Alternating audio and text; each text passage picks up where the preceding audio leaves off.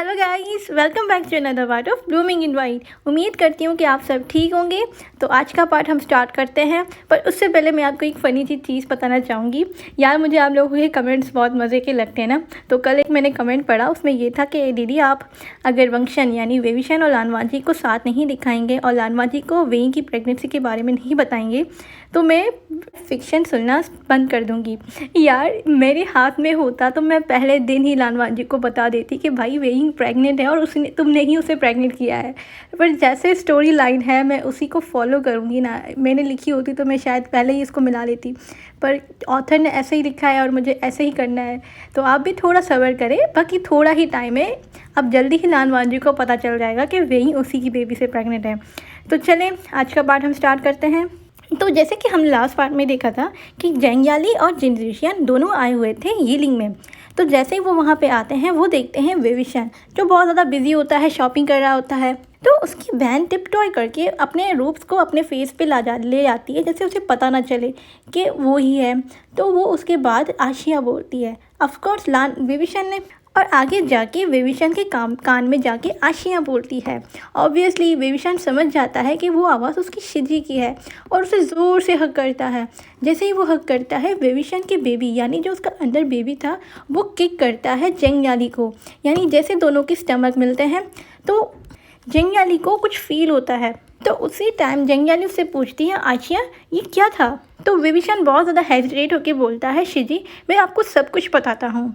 दूसरी तरफ जिन क्लैन में जिन गाओशन पूछता है मेंग्याओ यानी जिन गाओ से कि तुम्हें पता है कि नए हुसैन और लान शिशान ये मीटिंग क्यों रखना चाहते हैं, वो भी सारे क्लैन्स के लीडर के साथ। जो कुछ भी वेविशन ने जेंचा के साथ किया वो काफ़ी नहीं है सबको बताने के लिए कि वो कितना ज़्यादा रेडिकुलस है। और उसके बाद वो बहुत ज़्यादा गुस्से से सामने पड़े हुए एप्पल्स को उठाता है और अपने हाथों से क्रश कर देता है। और वो ज़ोर से बोलता है कि मुझे वो टाइगर सील चाहिए, कैसे भी करके मुझे वो टाइगर सील चाहिए, मुझे अभी के अभी वो चाहिए। तो जिन गायो जो उसके सामने खड़ा था वो उसी टाइम अपनी गर्दन को बो की तरफ कर देता है और अपोलोजेटिक बोलता है कि आपको वो सील जल्दी से जल्दी मिल जाएगा, मैं आपसे प्रॉमिस करता हूँ। और हमें अभी जिनजुशियन और जेंगयाली की शादी की तरफ ध्यान देना चाहिए, क्योंकि मुझे लगता है ये सारी चीज़ें बहुत सही टाइम में हो रही हैं। हमें इस शादी में यानी इस एंगेजमेंट में ये मौका मिलेगा कि हम अपने प्लान को फर्दर आगे बढ़ा सकें। वो सुन के जिन गाओशन जो अपने एप्पल को चला रहा होता है वो उसी टाइम उस एप्पल का बाइट लेता है और वो बोलता है, फाइन, पर ये चीज़ याद रखना, अगर इस बार भी तुम्हारा प्लान फेल हो गया तो मैं तुम्हें अपने फैमिली मेंबर होने से रिजेक्ट कर दूंगा, और वो भी पब्लिकली, क्योंकि मेरी वाइफ बहुत ज़्यादा सफ़र कर रही है जब से तुम यहाँ पे आए हो। वो सुन के जिन गायो थोड़ा मुंह बनाता है और उसके बाद अपने फादर यानी जिन गाओशन को बो करके वहाँ से चला जाता है और वो मन ही मन में बोलता है कि बस कुछ दिन और बस कुछ दिन और दूसरी तरफ जेंगयाली और वेविशन और जिनजुशियन ये तीनों ड्रिल माउंट्स की तरफ आ रहे थे। वेविशन ने पूरे रास्ते कभी कुछ बातें की तो कभी कुछ बातें की, यानी ड्रिल माउंट्स की लाइफ के बारे में। जेंगयाली वेविशन को बिल्कुल क्लोजली सुन रही होती है और वो इंटरैप्ट नहीं करती और ना ही कोई ऐसा सस्पिशियस सवाल करती है रास्ते में। और दूसरी तरफ जिनजुशियन और वेविशन की आपस में बिल्कुल भी नहीं बनती थी, पर वो अपनी बहन के लिए जिनजुशियन के साथ भी बहुत अच्छा चल रहा था और जिनजुशियन अपनी वाइफ की खातिर उसके भाई के साथ बहुत अच्छा चल रहा था। और इस बार उसे ब्रिल माउंट्स में वेलकम भी अच्छी तरीके से करते हैं। जिनजुशियन वेविशन से पूछता है कि तुमने कैसे ये पोटैटोस यहाँ पे ग्रो किए हैं। वो वेविशन बोलता है कि मुझे तो और ज़्यादा करने थे पर मुझे वेंशिंग इजाज़त नहीं दे रही।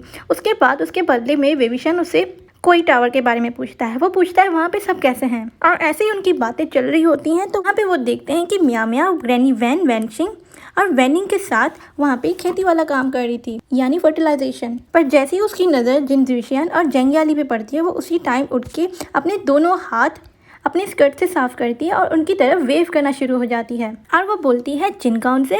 तो उसके बाद जिनजुशियन भी रिप्लाई में देता है मिया मिया, और उसके बाद वो ग्रीट करता है अपनी पुरानी फ्रेंड को। वो बहुत ज़्यादा इम्पेशेंट होता है उसके साथ बात करने को, पर वहाँ पे जेंगयाली भी होती है तो वो उसी की साइड में खड़ा हो जाता है। वो देख के वेविशन दोनों को सस्पिशियसली देख रहा होता है क्योंकि उन दोनों की इंटरेक्शन उसे थोड़ी वियर्ड लग रही थी। पर जब वो अपनी बहन की तरफ देखता है, वो देखता है कि जेंग्याली उन दोनों को देख के स्माइल कर रही थी और वो उसको बोलती है, यानी जिनजीशियान को बोलती है कि मैं अपने भाई के साथ थोड़े अकेले में बात करना चाहती हूँ।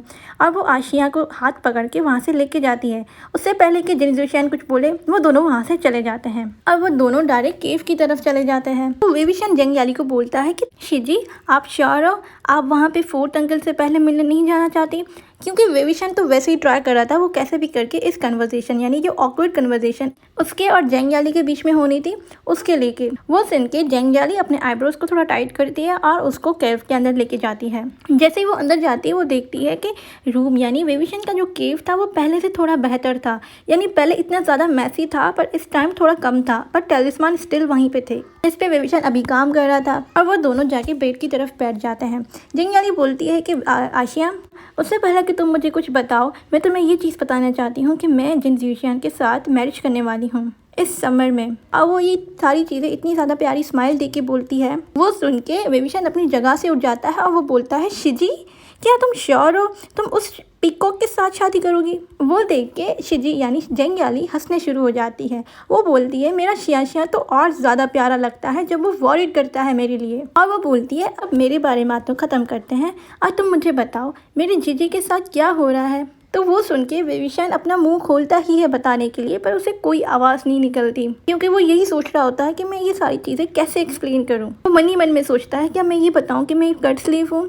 जब मैं ये बताऊँ कि लानवाजी अब मुझसे नफरत नहीं करता? जब मैं उसे ये बताऊँ कि हंगुलजुन और मैंने एक पैशनेट नाइट स्पेंड की थी, उसकी वजह से हम एक चाइल्ड एक्सपेक्ट कर रहे हैं? जब मैं ये बोलूँ कि मैं एक इडियट हूँ, मैं इस बेबी के साथ क्या करूँगा शिजी? तो जब जेंग्याली अपने भाई को इतनी ज़्यादा कन्फ्यूजन वाली स्टेट में देखती है, तो वो बोलती है कि मुझे ये नहीं बताना कि तुम्हारे साथ कुछ गलत नहीं है। मैंने 2 बार अपने स्टमक में कोई चीज़ महसूस की जो तुम्हारे स्टमक में से आई, वो एक किक की तरह थी। और उसके बाद वो वेविशन के एडोमेन यानी उसके स्टमक पे पॉइंट करती है। तो वेविशन वो सुन के अपना एडोमेन यानी अपने स्टमक को छुपाता है अपनी रूप से और उसके बाद बोलता है कि मैं कैसे छुपा सकता हूँ ये सारी चीज़ें जब सारी चीज़ें जाहिर हो चुकी हैं। और वो बोलता है, शिजी मुझे बहुत ज़्यादा डर लग रहा है, ये सारी चीज़ें सुनने के बाद शायद तुम्हें मुझे अच्छा फील ना हो और तुम मेरे बारे में कुछ गलत सोचो। तो वो सारी चीज़ें सुन के जेंग्याली उसे अनकन्विंस्ड लुक देती है और उसके बाद वो बोलता है, मुझे पता है पर मैं बहुत ज़्यादा अशेम्ड हूँ जो मैंने सारी चीज़ें की, मैं कैसे बताऊं आपको। ये सारी चीज़ें सुन के वो बोलती है कि मैं अपनी आशिया के से शेम फील करूं, ऐसा दिन तो कभी भी नहीं आने वाला। तो उसके बाद वेविशन अपने दोनों हाथ टाइटली पकड़ता है और उसके बाद इतना ज़्यादा जल्दी से बोलने लगता है कि मैंने किसी के साथ रात गुजारी। और वो ये सारी चीज़ें इतनी ज़ोर से बोल गया और उसका पूरा फेस रेड हो चुका था, फुल फ्लफी हो गया था। तो उसी टाइम वेंशिंग आ जाती है केव के अंदर और वो ज़ोर से बोलती है कि ये जो सारी चीज़ें बोलना चाह रहा है उसका ये मतलब है कि इसने किसी कल्टीवेटर के साथ सेक्स किया था, यानी ड्यूल कल्टीवेट किया था एक रात, और अब उन दोनों ने मिलके एक बेबी क्रिएट किया है। और वो ये सारी बातें बोल के सामने 2 कप रखती है जो वेविशन और वेंशिंग के बीच में टेबल पड़ी होती है उस पर, और उसके बाद वो वेविशन को देख के बोलती है, योर वेलकम। जेंग्याली सारी बातें सुन के बहुत ज़्यादा पजल होती है, उसका पूरा फेस कंफ्यूज हुआ होता है और वो बोलती है कि तुम्हारा मतलब ये है कि जो मैंने चीज़ पहले महसूस की वो मेरा फ्यूचर नेफ्यू है या नीसिस है? तो उसके बाद वेंशिंग बोलती है, एग्जैक्टली अगर आपको यकीन ना हो तो मेरे पास एक बुक भी है जो एक्सप्लेन करती है हर चीज़ को, उसमें मेल प्रेगनेंसी के बारे में सब कुछ है। वो ये सारी चीज़ें बोलती है जब वो जेंग्याली के हाथ में टी देती है और वो बोलती है ये एनिंग ने बनाई है, और उसके बाद वो मेंशन करती है कि ये टी एनिंग ने बनाई है, बुक नहीं ऑफ कोर्स। वो वेंशिंग को थैंक यू बोलती है और वो बहुत ज़्यादा कंफ्यूज होती है। उसके बाद वो अपनी टी उठाती है जेंग्याली और उसमें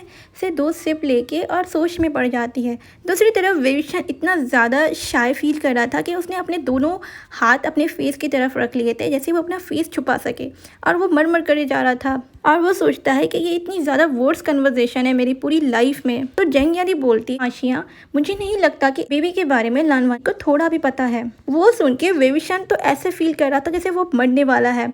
तो वेंशिंग उसी टाइम बोलती है कि मैंने तुम्हें पहले ही बताया था, तुम्हारी सिस्टर को पता ही चल जाएगा जब तुम ये सारी बताओगे फादर कौन है। और उसी टाइम जेंग्याली वेविशन को इशारा करती है कि आगे मेरे साइड पे बैठो शियाचा, और वो पूछती है कि तुम अब आगे क्या करने वाले हो। तो वो सारी बातें सुन के वेविशन थोड़ा शर्क करता है और वो केयरफुली जाके अपनी बहन की साइड में बैठ जाता है। वो अपना सर अपनी बहन की शोल्डर पे रखता है और वो जवाब देता है कि मैं यहीं पे रहूँगा और इस बेबी को बर्थ दूंगा और मैं कोशिश करूँगा कि मैं ना मरूँ और ना ही किसी को मरने दूँ। तो जेंगियाली उसके बालों को सहलाती है और वो बोलती है, आशिया ये मेरा मतलब नहीं था, मेरा मतलब ये है कि तुम लानवांची को कब बताने वाले हो। वेविशान ये जवाब देता है कि मैं यहीं रहूंगा और उसे अवॉइड करूंगा पूरी जिंदगी। वो सुन के वेनशिंग इतना जोर से यानी डीप ब्रेथ लेती है। उसके बाद वेविशान कंटिन्यू करता है, शिजी इसके बारे में जंछा को नहीं बताना, वो पहले से ही मुझसे इतना ज़्यादा नफरत करता है और लंचा से, और उसके बाद ये सारा कुछ पता चलेगा तो वो लंचा से और ज़्यादा नफरत करने लगेगा। जेंगियाली वो सुन के बोलती है, आशिया लंचा तुमसे नफरत नहीं करता। उसके बाद वो अपने भाई की हेड पे किस करती है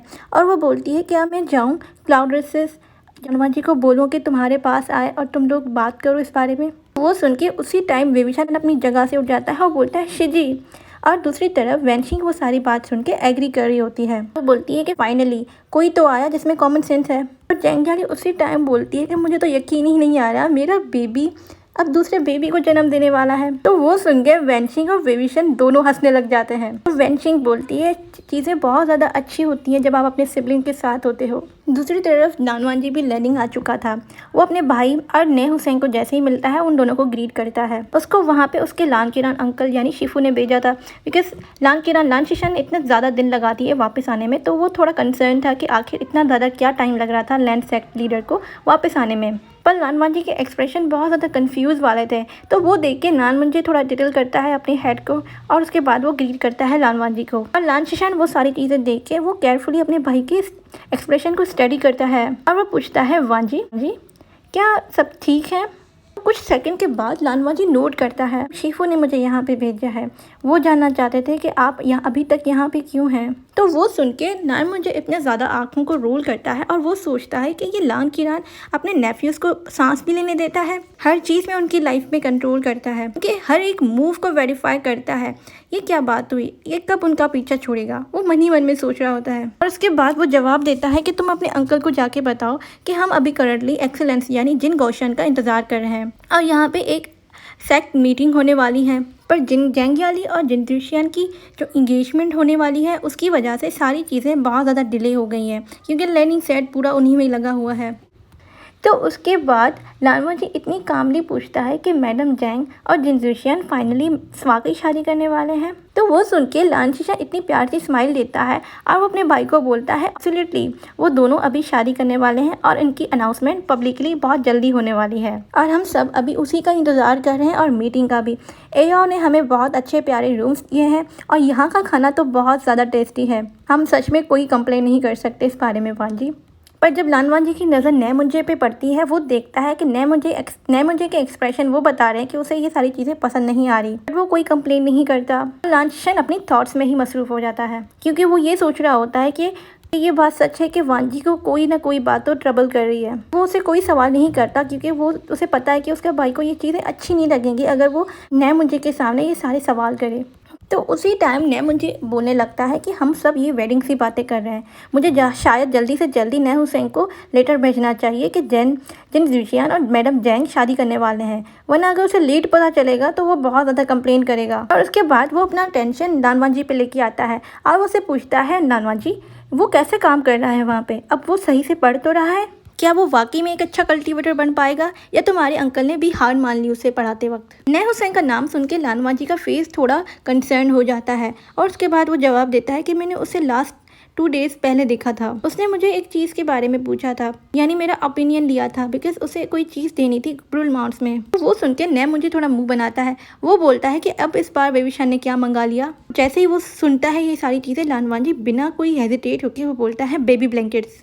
तो वो सुन के लानशिशान बोलता है, बेबी ब्लैंकेट्स, मुझे नहीं पता कि नए हुसैन वहाँ पे बेबी ब्लैंकेट्स भेज रहा है, वहाँ पे तो सिर्फ बूढ़ी औरतें थी और कुछ ग्रम्पी औरतें थी। और उसके बाद वो क्यूरियस एक ग्लेज करता है, यानी वो नए मुंजे को देखता है और नए मुंजे का फेस भी बहुत ज़्यादा पजल यानी कंफ्यूज वाला होता है। उन दोनों का शॉकिंग रिएक्शन को ब्रेक करता है लानवांची और वो बोलता है, शायद वेडिंग गिफ्ट हो। वो ये सारी चीज़ें इतने ज़्यादा कामली बोल रहा होता है पर उसके अंदर दिल बहुत ज़्यादा फ्रीकिंग आउट हो चुका था, उसके पूरे पाम स्वेटी हो गए थे और वो ये सोच रहा था कि शायद अब मेरा भाई यानी लानशिशान मुझे बता देगा कि वेविशान एक वैलेंटाइन वाली लड़की के साथ शादी कर चुका है। और लांचिशन वो सारे एक्सप्रेशन अपने भाई के फेस पे देख के वो उसे पड़ जाता है। कंसर्नली उसे बोलता है, वांजी मैं तुम्हें अश्योरेंस के साथ बताता हूँ कि वहाँ पे किसी की शादी नहीं हो रही। बोलता है, वांजी मैं तुम्हें अश्योरेंस के साथ बताता हूँ कि वहाँ पे किसी की शादी नहीं हो रही। क्योंकि वो अपने भाई के पूरे एक्सप्रेशन पढ़ चुका था और उसे समझ आ गया था कि उसका भाई इतना ज़्यादा टेंशन में क्यों है। और उसके बाद ने मुझे इतना ज़्यादा जल्दी इंटरैक्ट करता है। वो बोलता है, वेल लास्ट टाइम विविशन ने हमें एक बुक्स के बारे में पूछा था और ने हुसैन ने उसे कुछ मेडिकल्स बुक भेजी थी और अब ये सारे बेबी ब्लैंकेट्स के बारे में बातें हो रही हैं। वो बोलता है उन बुक्स में कुछ ऐसे पेजेस भी थे और सडनली वो चुप हो जाता है और उसके ब्रेन सारी चीज़ें को रिकवर करता है। यानी उसे याद आता है कि वो बेबी ब्लैंकेट्स और विविशन का एडोमेन और उसके बाद ये सारी चीज़ें। ने मुझे का फेस बिल्कुल फटा का फटा रह जाता है। दोनों लान ब्रदर्स यानी वांजी और लांचिशन थोड़ा कंसर्नली पूछते हैं, आजोए क्या हुआ? ने मुझे इतनी जोर से श्रग करता है और लानवांजी और लांचिशन बिल्कुल कंसर्न वे में से देखते हैं। ने मुझे अभी तक वही बातें सोच रहा होता है क्योंकि जब वो वापस लैंडिंग आ रहे थे तो लांचिशन ने उसे बताया था कि उसके भाई ने शायद कहीं रात गुजारी है और उसने अपना लव विविशन के साथ कन्फेस भी किया है।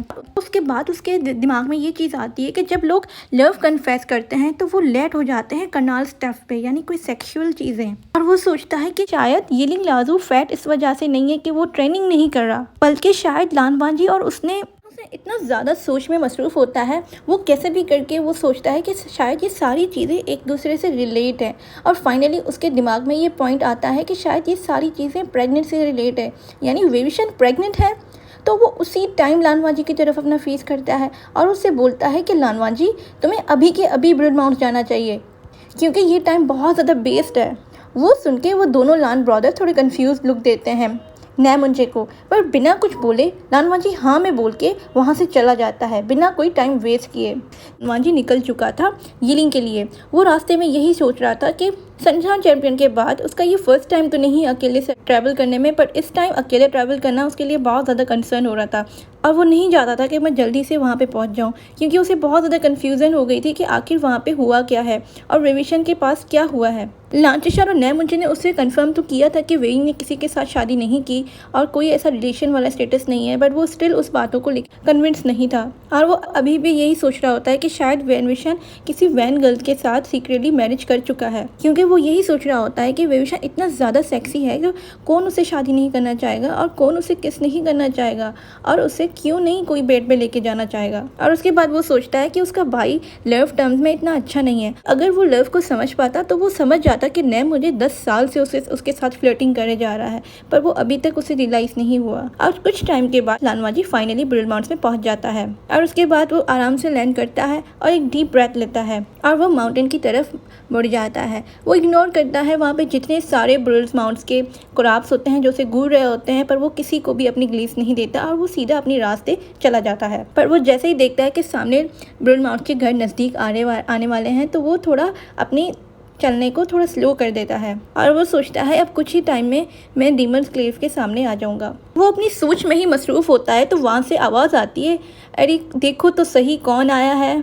हंगुलजुन, जो अपनी रिस्पॉन्सिबिलिटी लेने के बजाय चला गया था, जो वो सारी चीज़ें इतनी ज़ोर से बोल रही होती है और वो पॉइंटेड करती है लानवांजी के फेस की तरफ। वो उसे गुस्सा दिलाने चाह रही थी और वो सामने आ जाती है उसके, पर उसकी हाइट इतनी ज़्यादा छोटी होती है तो लानवांजी को उसका कोई फ़र्क नहीं पड़ता। पर वो सारी चीज़ें इग्नोर करती है और वो लानवांजी के फेस पे बोलती है कि मैं उन मैन के खिलाफ हूँ जो लोग अपना प्लेजर लेके और दूसरे अपने पार्टनर को छोड़ जाते हैं। और ये बोलते वक्त वो अपने आर्म्स को क्रॉस करके लानवांजी को ही देख रही होती है। लानवांजी के फेस एक्सप्रेशन बिल्कुल ब्लैंक थे। वैनिंग उसे समझाना चाह रहा था कि उसे नहीं पता, पर वैन बिन तो अपनी बातें बोल चुकी होती है और उसके बाद वैन बिन फिर से कंटिन्यू करती है और बोलती है, हंगुलजुन, मैं तुम्हें हमारे हीलिंग पैट्रियार्च को हर्ट करने नहीं दूंगी। वैनिंग बिल्कुल क्लोज आ जाता है वैन बिन के और वो इतना ज़्यादा काँप रहा होता है उस बात को लेके, पर वैन बिन चुप नहीं होती। वो बोलती है, अगर तुम यहाँ पे फिर से आए हो हमारी कीलिंग लाउजू के साथ मैच करने तो तुम्हें पहले मुझे फेस करना पड़ेगा। तो वो सुन के लानवांजी फिर से ब्लिंक करता है अपनी आई को और बिना कुछ बोले वहाँ से चला जाता है।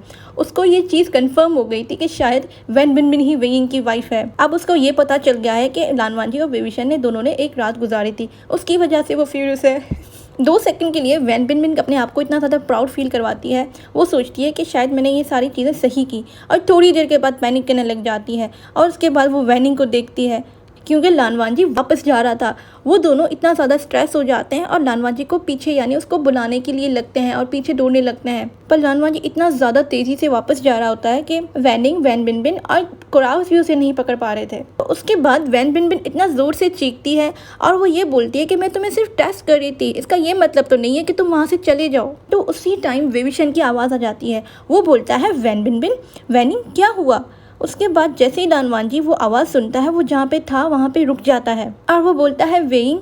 और उसके बाद वो पीछे मुड़ता है। वो देखता है कि जिसके लिए इतने साल उसने इंतज़ार किया वो फाइनली वहाँ पे खड़ा है और वो वेविशन को पूरा स्टडी करता है। वो देखता है कि वेविशन पहले से भी ज़्यादा और ज़्यादा ब्यूटीफुल हो गया था।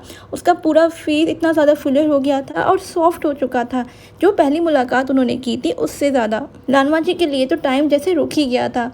वो कुछ नहीं कर पा रहा था, वो सिर्फ वेविशन को ही देख रहा होता है। वैन बिनबिन और वैनिंग दोनों वेविशन और लानवान जी को ही देख रहे होते हैं। वो देखते हैं कि वो दोनों एक दूसरे को किस प्यारी नज़र से देख रहे हैं, पर वो ये भी रेडी होती है कि अगर लानवान जी ने कुछ गलत किया तो वो उसके साथ फाइट करेगी। और उसके बाद वो वैनिंग को बोलती है कि मुझे लगता है ये दोनों इडियट अब एक दूसरे को ही देखते रहेंगे, बजाय वो एक दूसरे को कन्फेस करें अपना लव और थोड़ा आंसू बहा लें और किस कर लें, है ना। तो उसके बाद वेनिशान बोलता है लंचा, और वो अपने रोब्स को पूरा कवर कर देता है जिससे उसका बेबी बन ना दिखे किसी को, क्योंकि वो बहुत ज़्यादा विजिबल हो चुका था अब।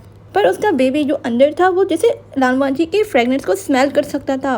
वो जैसे ही लानवान जी की प्रेजेंस सुनता है तो अंदर इतनी ज़्यादा वेविशन को किक कर रहा था, पर वेविशन कोई रिएक्शन नहीं देता। और लानवान जी बोलता है वेइंग, तो वो सुन के वैन बिनबिन एक लंबी सी सांस लेती है और वो बोलती है ये यूजलेस कट स्लीव। वो जल्दी से भागती है और लानवान जी को वेविशन की तरफ धकेलती है और वो दोनों फिर से एक दूसरे को देखना शुरू हो जाते हैं। वैनिंग जिसके हाथ में पीनट्स होते हैं वो अपनी कज़न यानी वैन बिनबिन को भी देती है और वो दोनों पीनट्स खाते हुए वो सारा मंजर देख रहे होते हैं और वो ये वेट कर रहे होते हैं कि ये कब दोनों एक दूसरे का लव कन्फेस करेंगे।